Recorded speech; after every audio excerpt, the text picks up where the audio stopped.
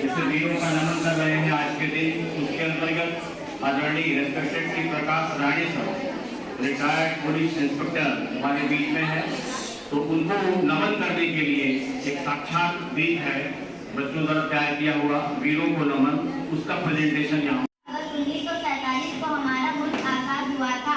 आप आज हम शहीदों को याद करें। मोहनदास करमचंद गांधी की पैदाइश 2 अक्टूबर 1869 पोरबंदर गुजरात में हुई।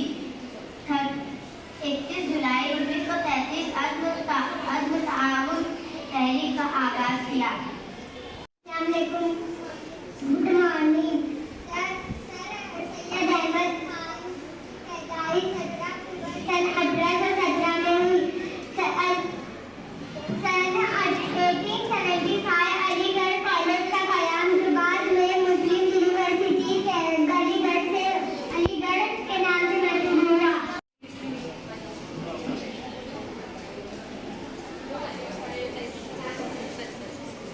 मौलाना शौकत अली की पैदाइश 10 मार्च 1873 को रामपुर में हुई।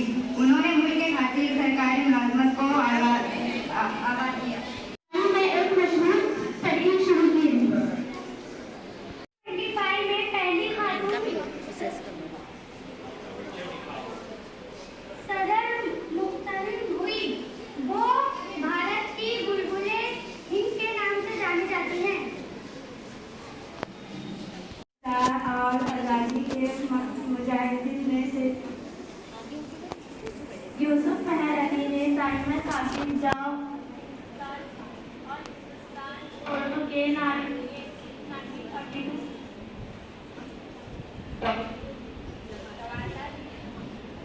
जवाहरलाल नेहरू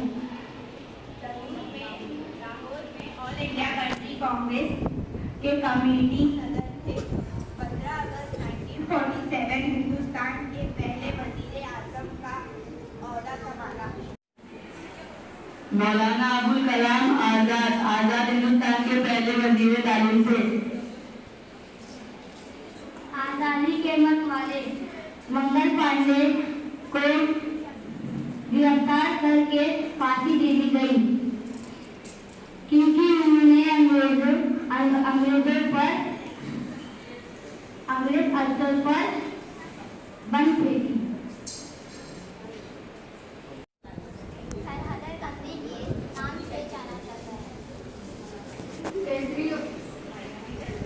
केंद्रीय मराठा प्रभाव के जरिए लोग मारने लुटने दोनों के जुल्म के खिलाफ मजबूती।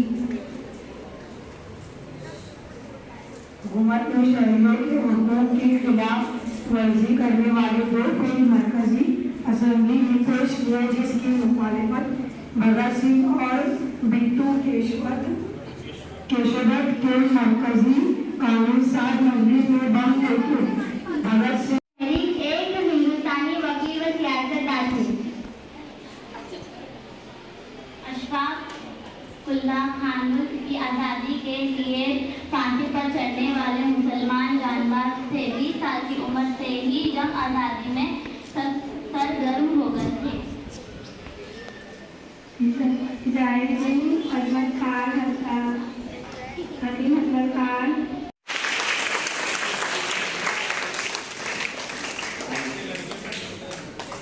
आपके सामने बच्चों ने अपने देश के आज़ादी के तमाम सेनानियों का फोटो लेकर के उनके कार्यों के बारे में बताया, और उस उपक्रम के तहत शहीदों